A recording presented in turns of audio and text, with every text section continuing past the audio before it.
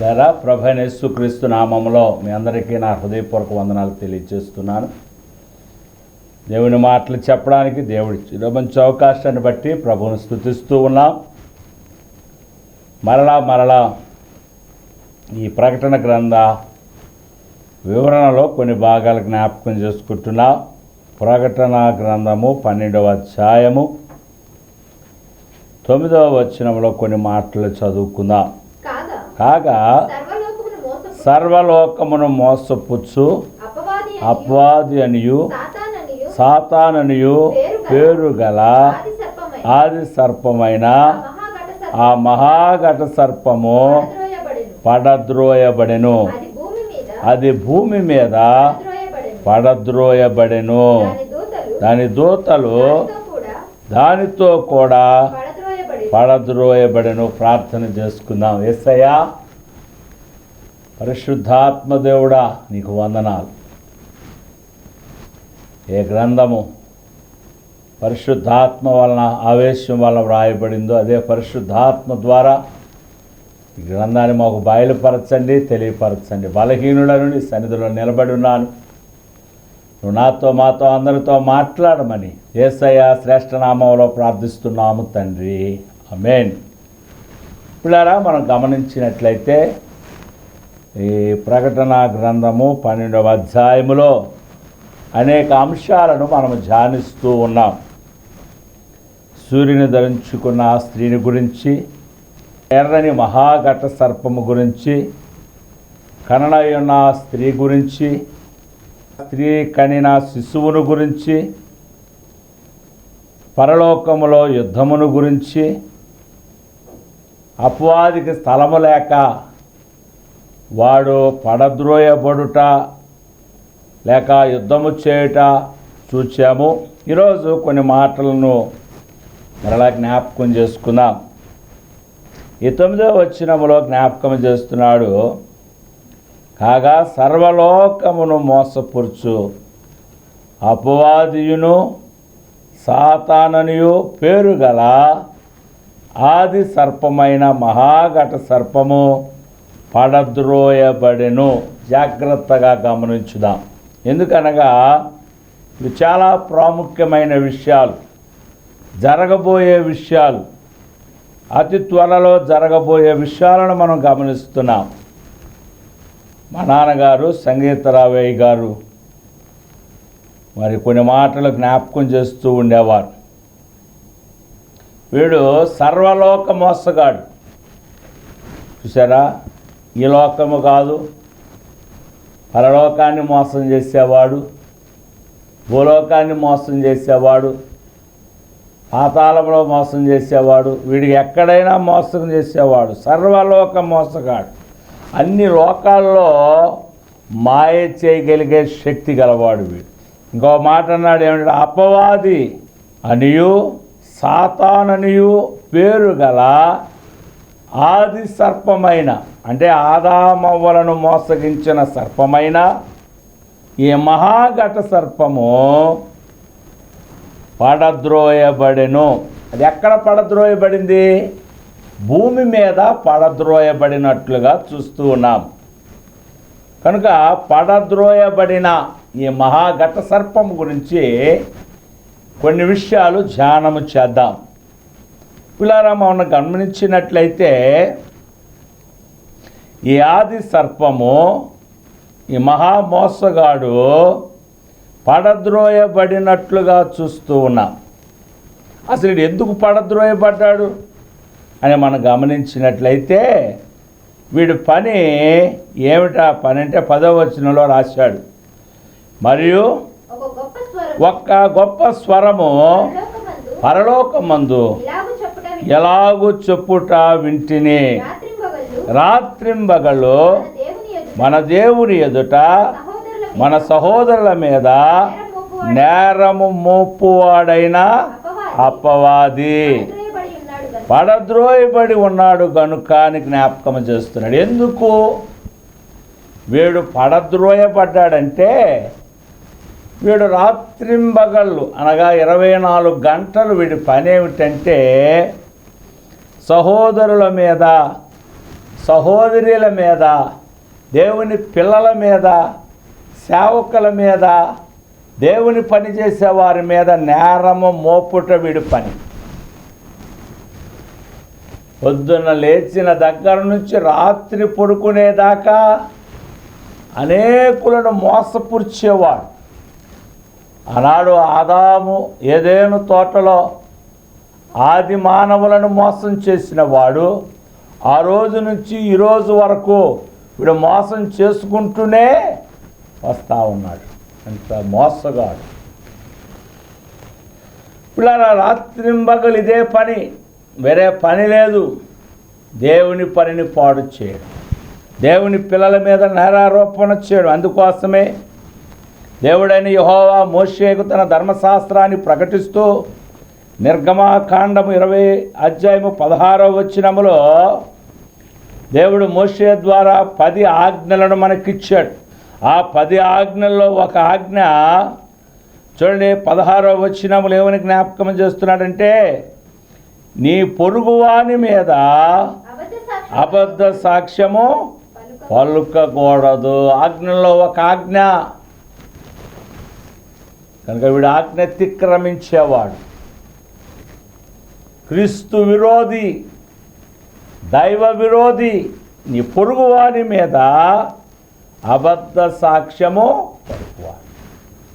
దేవుడు ఒకసారి సాతాన్ని అడిగా, నా కుమారుడైన యోబు నువ్వు చూసావా? చూశాను. ఆయన చుట్టూ నువ్వు కంచె వేశావు, బంగారం ఇచ్చావు, వెండి ఇచ్చావు, బహు ఆస్తిని ఇచ్చావు, పనివారిని ఇచ్చావు. అందుకోసం ఆయన నీకు నమ్మకంగా ఉన్నాడు. అవన్నీ తీసేస్తే ఆయన కూడా నిన్ను దూషిస్తాడు, హేళన చేస్తాడని హేళనగా మాట్లాడాడు యోబు విషయంలో. అందుకు యోబు విషయంలో దేవుడు ఆయన బలమైన సాక్ష్యము కలిగి ఉన్నాడు కనుక అపవాదికి అవకాశం ఇచ్చాడు. అపవాది ఆయన బలముగా నష్టపరిచాడు. పిల్లలు పోయారు, ఆస్తి పోయింది, అంతస్తు పోయింది, ఆరోగ్యం పోయింది. తన భార్య కూడా ఏ దేవుణ్ణి అయితే నువ్వు ఆరాధిస్తున్నావు ఆ దేవుణ్ణి దూషించి చనిపోమంది. కానీ యోబు మాటలో కూడా పాపము చేయలేదు, ఎవరి మీద నేరారోపణ చేయలేదు. దేవుడు నాకు నా ఆస్తి పోయిందే, పిల్లలు పోయారే, ఆరోగ్యం పోయిందని దేవుని మీద నేరారోపణ చేయలేదు. యోబు చక్కని మాట అంటాడు, దేవుడే ఇచ్చాడు, ఆయనే తీసుకున్నాడు. మరలా యోబుకు 2 అంతల ఆస్తి ఇచ్చినట్లుగా, మరలా సంతానాన్ని పోగొట్టుకున్న సంతానాన్ని తిరిగి ఇచ్చినట్లుగా పరిశుద్ధ గ్రంథములో మనము చూడగలుగుతాము పిల్లారా. కనుక వీడు నేరారోపణ చేసేవాడు, దేవుని సేవకుల మీద నేరారోపణ చేసేవాడు, దేవుని పిల్లల మీద నేరారోపణ చేసేవాడు. బైబిల్లో చాలా విషయాలు ఉన్నాయి, కానీ చివరికి యేసు ప్రభువు మీద కూడా, దేవుని కుమారుడైన యేసు ప్రభువు మీద కూడా నేరారోపణ చేయడానికి వీడు అనేకులను వాడుకున్నట్లుగా చూస్తున్నా. లూకా రాసిన సువార్త 23 ప్రారంభం నుంచి కొన్ని మాటలు జ్ఞాపకం చేసుకుందాం. అంతటా వారందరూ లేచి ఆయనను యేసు ప్రభువును పిలాతు నొద్దకు తీసుకొని పోయి, ఇతడు మన జనమును తిరగబడ ప్రేరేపించుచు క్రైస్తవులకు పన్నీయవద్దనియు తానే క్రీస్తును ఒక రాజుననియు చెప్పగా మేము వింటిమని ఆయన మీద నేరము మోపిరి. సైతాను యేసు ప్రభు మీద నేరం మోపడానికి అక్కడున్న శాస్త్రులను, పరిసయ్యులను, ప్రధాన యాజకులను వాడు ఏర్పాటు చేసుకున్నాడు. వారు క్రీస్తు విరోధులైపోయారు. క్రీస్తు మీద వారు నేరారోపణ చేయడానికి సాహసించారు. ఎందుకంటే వారు దయ్యము చేత ప్రేరేపించబడి ఉండవచ్చు. ఈయన జనులను తిరగబడజేస్తున్నాడు, ఈయన ధర్మశాస్త్రానికి విరోధముగా ప్రవర్తిస్తున్నాడు, విశ్రాంతి దినమున స్వస్థతలు చేస్తున్నాడు, పేదవారింటికి వెళ్ళి వారితో కలిసి భోజనం చేస్తున్నాడు. నేనే రాజునని ప్రకటిస్తున్నాడు. కైసరుకు పన్ను ఇవ్వద్దని చెప్తున్నాడు. ఇవన్నీ నేరారోపణలు. అన్యాయముగా ఆయన మీద నేరం మోపారు. అయితే పిలాతు ముందు నిలబడినప్పుడు పిలాతు అంటున్నాడు, ఈయనలో నాకే నేరము. అందులో 4వ వచనం మనం గమనించినట్లయితే పిలాతు ప్రధాన యాజకులతోనూ జన సమూహములతోనూ ఈ మనుష్యుని యందు ఏ నేరము. పిలాతు అంటే ఒక గవర్నర్, ఒక న్యాయాధిపతి, చదువుకున్నవాడు, ఇలాంటి నేరారోపణ లేక ఇలాంటి కార్యక్రమాల అనుభవం కలిగిన వాడు. ఎంతోమంది కరుడు కట్టిన నేరస్తులు ఆయన చూసుంటాడు, దొంగలు ఆయన చూచి ఉంటాడు. ఆయన చూడగానే ఆయన గమనించగలడు, చూడగానే వారిని గుర్తించగలడు. సకల శాస్త్ర ప్రావీణ్యత గలవాడు. ఆయన చూడగానే చెప్తున్నాడు, ఈయనలో నాకే నేరము కనబడట్లేదు. ఎంత చక్కని సాక్ష్యం అండి. అపవాదేమో ఆయన ప్రజలను ప్రేరేపించి నేరారోపణ ఆయన మీద చేస్తూ ఉన్నారు. పిలాతు అంటున్నాడు, ఆయనలో నాకే నేరము కనబడట్లేదు. పిలాతు భార్య ఫోన్ చేసింది, లేక కౌరు పెట్టింది. ఏమని కౌరు పెట్టిందంటే, ఆ నీతిమంతుని జోలికి నీవు పోవద్దు. ఆయన ఇంకొక సలహా ఇచ్చాడు, ఇదిగో హేరోదు దగ్గర పంపిస్తున్నారు, ఆయన ఏమంటాడో అని గమనించినట్లయితే హేరోదు కూడా ఆయన పరిశీలించి ఈయనలో నాకే నేరము కనబడటలేదు అని చెప్పాడు.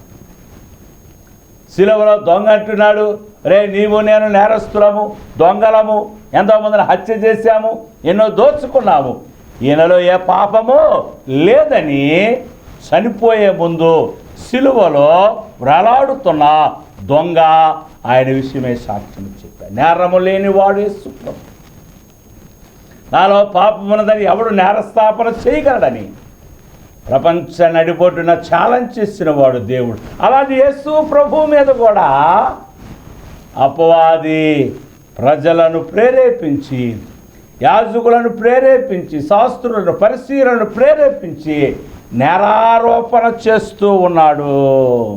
పిల్లరా గమనించండి, వీడి పని అదే. ఇంకా మనం గమనించినట్లయితే ఎక్కడ రాసిన గ్రంథం 3వ అధ్యాయము ప్రారంభం నుండి మనం చదువుకున్నట్లయితే వీడి యొక్క నేరారోపణ ఎలా ఉన్నదో మనం ఇక్కడ చూస్తాం.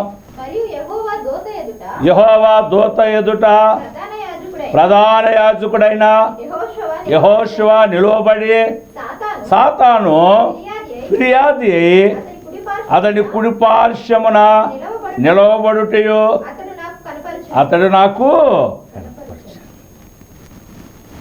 మరియు యెహోవా దూత ఎదుట ప్రధాన యాజకుడైన యెహోషువ నిలవబడుటయు సాతాను ఫిర్యాది అతని కుడి పార్శ్వమున నిలువబడుటయు అతడు నాకు. యెహోషువ ప్రధాన యాజకుడు నిలబడినప్పుడు సాతాను పక్కనే ఉండి ఫిర్యాదు చేస్తూ ఉంది, నేరారోపణ చేస్తుంది. ఓహో, వాడేమంటున్నాడో చూద్దాం. 2వ వచనంలో సాతాను యెహోవా నిన్ను గద్దించును, యెరూషలేమును కోరుకుని యెహోవా నిన్ను గద్దించును. ఓహో, ఇటుడేమో నేరారోపణ చేస్తాడు. దేవదూతలు అంటున్నాయి, ఇతను అగ్నిలో నుండి తీసిన కొరిమి వలె ఉన్నాడు కదా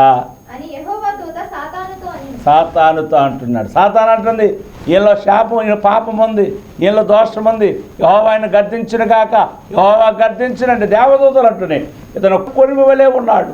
ఇది మరలా దూత తేరి చూడగా మలిన వస్త్రములు గలవాడై ఉన్నాడు యెహోషువ. వెంటనే ఆ మలిన వస్త్రాలను తీసివేసి ప్రశస్తమైన వస్త్రములు ధరింపచేసినట్లుగా చూస్తూ ఉన్నాము. ఎక్కడ మలినం ఉంటుందో, ఎక్కడ పాపం ఉంటుందో, ఎక్కడ అపవిత్రత ఉన్నదో అక్కడ వీడుని నేరారోపణ చేస్తాడు. అందుకే పాపము లేని వారిగా ఆయన రక్తములో మమ్మల్ని కడిగి శుద్ధీకరిస్తున్నాడు దేవుడు. యేసు ప్రభువులో పాపము లేదు కనుక ఆయనను నేరారోపణ చేయలేకపోయింది, చేయడానికి ప్రయత్నించి విఫలమైపోయింది. పిల్లరా గమనించండి, ఈరోజు సాతాను మన మీద కూడా ఎన్నో నేరారోపణలు, ఎన్నో నిందలు, ఎన్నో అవమానాలు వేస్తున్నాడు, చేస్తున్నాడు. అయినప్పటికీ దేవుడు మన పక్షముగా ఉండి మనల్ని నడిపిస్తూ ఉన్నాడు. అందును బట్టి ప్రభువును స్తుతిస్తూ ఉన్నాము. ఒక పక్కన నేరారోపణ చేస్తుంటే మరో పక్కన దేవుడు తన దూతలతో మన పరిశుద్ధపరుస్తున్నాడు, పవిత్రపరుస్తూ ఉన్నాడు, మన సరిచేస్తున్నాడు. మన మలిన వస్త్రాలు, మురికి వస్త్రాలు, పాత వస్త్రాలు తీసివేసి ప్రశస్తమైన వస్త్రాలు మనకు ఇస్తున్నాడు. ప్రాముఖ్యంగా గొర్రెపిల్ల రక్తములో మన వస్త్రములను ఉతుక్కునే అవకాశాన్ని దేవుడు మనకు ఇస్తున్నాడు. కనుక అప్పుడారా గమనించండి, నేరారోపణ చేసేవాడిగా అపవాది ఇక్కడ మనకు కనబడుతూ ఉన్నాడు. యెషయా రాసిన గ్రంథంలో 14వ వచనంలో చూసుకున్నట్లయితే, అందుకోసమే వీడు పరలోకము నుండి త్రోసివేయబడ్డాడు, పడగొట్టబడ్డాడని వ్రాయబడింది. చూడండి, యెషయా రాసిన గ్రంథము 14వ అధ్యాయము 12వ వచనంలో చూసుకున్నట్లయితే, ఓ తేజో నక్షత్రమా, వేకువ చుక్క, నీ వెట్లు ఆకాశము నుండి పడితివో, జనములను పడగొట్టి నీవు నేల మట్టుకు ఎట్లు నరకబడితివో. ఎందుకు నువ్వు పడగొట్టబడ్డావు, త్రోసివేయబడ్డావంటే, నేను ఆకాశమునికి ఎక్కుదును, దేవుని నక్షత్రములకు పైగా నా సింహాసనమును హెచ్చించుకుందును, ఉత్తర దిక్కున సర్వా పర్వతం మీద కూర్చుందును, మేఘమండలం మీదకి ఎక్కుదును, మహోన్నతునితో అనగా దేవునితో సమానముగా చేసుకుందనని నువ్వు మనస్సులో అనుకుంటివి. 15వ వచనంలో, వెంటనే నువ్వు ఎప్పుడైతే మనస్సులో అనుకున్నావో నువ్వు పాతాళమునకు, నరకములో ఒక మూలకు త్రోయబడితివి. చాలా జాగ్రత్తగా ఈ మాటలు మనం వినాలి. అనాది కాలంలో ఈ మోసగాడు, అపవాది, సాతాను అనబడే వాడికి దేవుడు కొన్ని పేర్లు ఇచ్చాడు. దేవుడు ఆ పేరు తేజో నక్షత్రమా, ఓ వేకువ చుక్క, దేవుడిని ఆరాధించే పని దేవుడిచ్చాడు. దేవుడు సభాపర్వతం మీద కూర్చున్నప్పుడు ఆయన ఆరాధించి, స్తుతించి, గణపరిచి మహిమపరచవలసిన ఈ ప్రధాన దూత మనస్సును గర్వించింది. దేవుడు కూర్చునే సభాపర్వతం మీద, అందుకే దేవుడు స్థలం లేకుండా తోసేశాడు. గాబ్రియేలు దాన్ని తరిమేశాడు, ఓడించాడు, పడేశాడు. ఎక్కడికి పడ్డాడు అంటే పరలోకము నుండి ఆకాశ మండలంలోనికి పడ్డాడు. ఇక్కడ అపవాది ఏ విధంగా పడిపోయాడో కొన్ని మాటలు జ్ఞాపకం చేయాలని పరిశుద్ధాత్మ ద్వారా ప్రేరేపించబడుతున్నాను. పిల్లరా, దేవుడు దాన్ని పడగొట్టినప్పుడు, త్రోసివేసినప్పుడు వాడు ఎక్కడ పడ్డాడంటే వచ్చి వాయుమండలంలో పడ్డాడు. చాలాసార్లు భూమి మీద పడలేదు, సాతాను భూమి మీద లేదు. దేవుని సముఖములో తేజో నక్షత్రము వలె, వేకువ చుక్క వలె ఉన్న ఈ సాతాను త్రోయబడినప్పుడు, పడవేయబడినప్పుడు వాడు ఎక్కడ పడ్డాడు అంటే వాయుమండలములో. చూడండి, ఎఫెసీయులకు రాసిన పత్రిక 6వ అధ్యాయము 12వ వచనములో ఇక్కడ పౌలు చక్కని మాట ఎఫెసీ సంఘానికి జ్ఞాపకం చేస్తూ ఉన్నాడు. ఏలయనగా మనమనగా దేవుని సేవకులమైన మనము, దేవుని పిల్లలమైన మనము, దేవుని సంఘమైన మనము పోరాడునది శరీరులతో కాదు, మనుషులతో కాదు, ప్రధానులతోనూ, అధికారులతోనూ, ప్రస్తుత అంధకార సంబంధులతోనూ, లోకనాథులతోనూ, ఆకాశ మండలమందున్న దురాత్మల సమూహములతో. ఆకాశ మండలము మరి ఉండేదేమో భూమండలము, ఆ పైన వాయుమండలము, ఆ పైన సూర్యమండలము, ఆ పైన నక్షత్ర మండలము అలా పైకి పోతూనే ఉంటుంది. కనుక మనము పోరాడునది ఆకాశ మండలమందున్న దురాత్మ సమూహములతోనూ, ప్రధానులతోనూ, అధికారులతోనూ. మా తండ్రి గారు దేవుణ్ణి నమ్ముకొని దేవుని సేవ కోసం తను సమర్పించుకొని 7 రాష్ట్రాలు తిరిగి సేవ చేసిన గొప్ప దైవజనుడు బిషప్ రైట్ రెవరెండ్ సంగీతరావయ్య గారు. ఆయన మాటల్లో కొన్ని మాటలు మాకు గుర్తొస్తుంటాయి. అధికారము, అపవాది యొక్క అధికారము. ఒక గ్రామానికి అధికారి విఆర్ఓ, ఒక మండలానికి అధికారి ఎంఆర్ఓ, జిల్లాకి అధికారి కలెక్టర్, రాష్ట్రానికి అధికారి గవర్నర్, దేశానికి అధికారి రాష్ట్రపతి, లోకానికి అధిపతి ఎవరంటే సహజంగా చాలామంది చెప్పేది యేసు ప్రభు అంటారు. లోకాధికారి యేసు ప్రభు కాదు కానీ సాతాను. ప్రభు అన్నాడు, అదిగో లోకాధికారి వస్తున్నాడు, వాడితో నాకేమీ పని. మరి యేసు ప్రభు సర్వాధికారము కలిగిన వాడు. పరలోకముల అధికారం ఉంది, భూమి మీద అధికారం ఉంది, ప్రాణం పెట్టడానికి అధికారం ఉంది, ప్రాణం తీయడానికి అధికారం ఉన్నది, పాపాలు క్షమించే అధికారము కలిగిన వాడు యేసు ప్రభు. ఎట్టి పాపినైనా ప్రేమించేవాడు, క్షమించే అధికారము కలిగిన వాడు యేసు ప్రభు. ఈలోక అధికారులతో మనం పోరాడుతున్నాము, ప్రధానులతో పోరాడుతున్నాము. ముఖ్యముగా ఆకాశ మండలమందు దురాత్మ సమూహములతో పోరాడుచున్నామని పౌలు జ్ఞాపకం చేస్తున్నాడు. కనుక దేవుని సముఖములో నుండి ఆకాశ మండలమునకు పడద్రోయబడ్డాడు. ఈ ఆకాశ మండలములో నుండి భూమి మీద వాడు పరిపాలన చేస్తూ ఉన్నాడు. ఇప్పుడు ఆకాశ మండలములో నుండి ఆ స్త్రీని మింగివేయాలని ఎదురు చూచి ఆ స్త్రీ కనినైనా ఆ శిశువు పరలోకమునకు కొనిపోనప్పుడు ఆ శిశువుతో పాటు పరలోకమునకు వెళ్ళి అక్కడ మిఖాయేలుతో యుద్ధము చేసి గెలవలేక ఓడిపోయి స్థలము లేక పడద్రోయబడి నా అపవాది ఇప్పుడు ఎక్కడికి పడద్రోయబడ్డాడంటే భూమి మీదగా పడవేయబడ్డాడు. జాగ్రత్తగా గమనించాలి. కనుక భూమి మీదకు పడద్రోయబడ్డాడు. ఆ భూమి మీద 7 సంవత్సరాలు పరిపాలన వాడు జరగబోతుంది. ఆ 7 సంవత్సరాలు అయిపోయిన తర్వాత దేవుడితో యుద్ధం జరగబోతుంది. ఆ తర్వాత అది పాతాళమునకు పడవేయబడుతుంది. పాతాళములో 1000 సంవత్సరాలు ఉన్న తర్వాత అది విడిపించబడుతుంది. ఆ తర్వాత నరకములోనికి పడవేయబడుతుంది.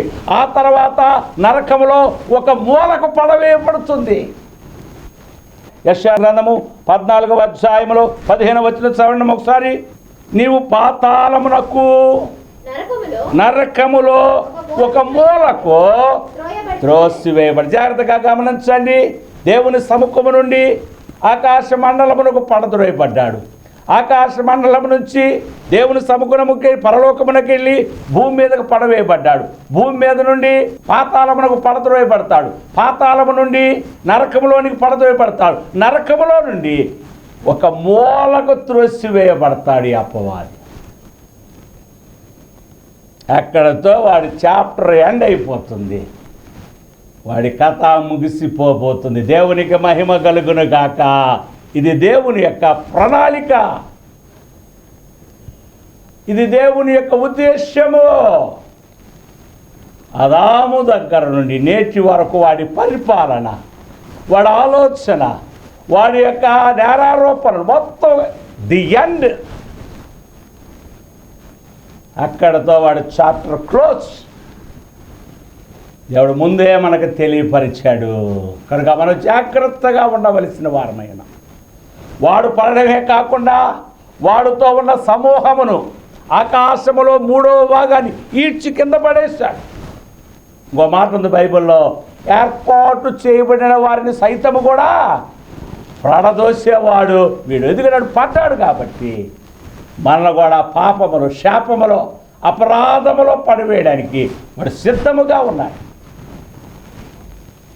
భక్తుడు మాట్లాడంటాడు కీర్తనకాడు, నా చేయి ఆయన చేతిలో ఉంది కనుక నేలను పడినను నేను లేస్తా. సాతాను ఒకవేళ పడేసిన లేపే దేవుడు మనకున్నాడు. నీతిమంతుడు 7 సార్లు పడిన తిరిగి లెగుస్తాడు. ఎందుకంటే దేవుడు ఆయన పక్షంగా ఉంటాడు, ఆయనతో ఉన్నాడు. పిల్లల గమనించండి, యేసేపును గోతులో పడేశారు అన్నదమ్ములు, దేవుడు లేపి ప్రధానిగా చేశాడు. ఈరోజు అప్పుల్లో పడిపోయావా, సమస్యలో పడిపోయావా, ఇబ్బందుల్లో పడిపోయావా, చిక్కుల్లో పడిపోయావా, పాపంలో పడిపోయావా, లేవు తేజరిల్లు అంటున్నాడు దేవుడు. నీ పక్షంగా యుద్ధం చేసేవాడు ఆయన, నీ పక్షంగా నిలబడేవాడు ఆయన. నరపుత్రుడా చక్కగా నిలబడు, నేను నీతో మాట్లాడతాను, ఆత్మ నీలోనికి వస్తుంది, నిన్ను బలపరుస్తుంది, స్థిరముగా బలముగా దేవుడితో కూడా యుగ యుగములు జీవించే కృపనిస్తాడు ఆయన. కనుక ఈ 12వ అధ్యాయములో చక్కని మాటలను దేవుడు బయలుపరిచాడు. కనుక ఆ సూర్యుని ధరించుకున్న స్త్రీ వలె, సంఘము వలె నీవు నేను ఉండే భాగ్యము, పడిపోకుండా దేవునితో ఉండే భాగ్యము దేవుడు మనకు అనుగ్రహించునుగాక. సుధరవ పాత్రుడా, స్తోత్రార్హుడా, గొప్ప దేవ, ఆశ్చర్యకరుడు, ఆలోచనకర్త, బలవంతుడైన ప్రభువా, నీ మాటలు ధ్యానిస్తుండగా మాతో మాట్లాడినందుకు నీకు వందనాలు. అపవాది ఎందుకు పడద్రోయబడ్డాడు అంటే, మొదటిగా హృదయంలో గర్వించాడు, దేవునితో సమానం అనుకున్నాడు, ఆయన కూర్చున్న స్థలంలో కూర్చోవాలనుకున్నాడు, దేవుడిని ఆయన పడద్రోసి వేస్తున్నట్లుగా చూస్తున్నా. రెండవదిగా ఆయన ఎందుకు పడద్రోయబడ్డాడంటే, తన సహోదరుల మీద, సేవకుల మీద నేరారోపణ చేస్తున్నాడు, నిందల వేస్తున్నాడు. కనుక వాడు పరలోకము నుండి భూమి మీదకు కొనుక్కోబడ్డాడు, భూమి మీద నుండి పాతాళమునకు త్రోయివేయబడతాడు, పాతాళము నుండి నరకమునకు, నరకము నుండి మరకములో ఒక మూలకు త్రోయబడతాడని ఈరోజు తెలియపరిచినందుకు నీకు వందనం. మమ్మల్ని హెచ్చించే దేవుడు నాయన, కాపాడే దేవుడు, నీకే మహిమా ఘనత చెల్లిస్తూ నీ మాటలు అర్థం చేసుకోవడానికి సహాయం తెచ్చేయండి. పరిశుద్ధ ఆత్మదేవుడా, నీ కృపను విస్తరింపచేయమని, దిన ఆశీర్వాదాలతో నింపమని, సమస్త మహిమా ఘనత నీకే చెల్లిస్తూ యేసయ్య శ్రేష్ఠ నామంలో ప్రార్థిస్తున్నాము తండ్రి. మన ప్రభువైన యేసుక్రీస్తు కృపా దేవుని సహాయము పరిశుద్ధాత్మతో మనందరికి తోడుగా ఉండి నడిపించునుగాక. మరణాత స్తోత్రం. మీ అందరికి వందనాలు. ప్రార్థన చేయండి. దేవుడు మిమ్మల్ని దీవించునుగాక.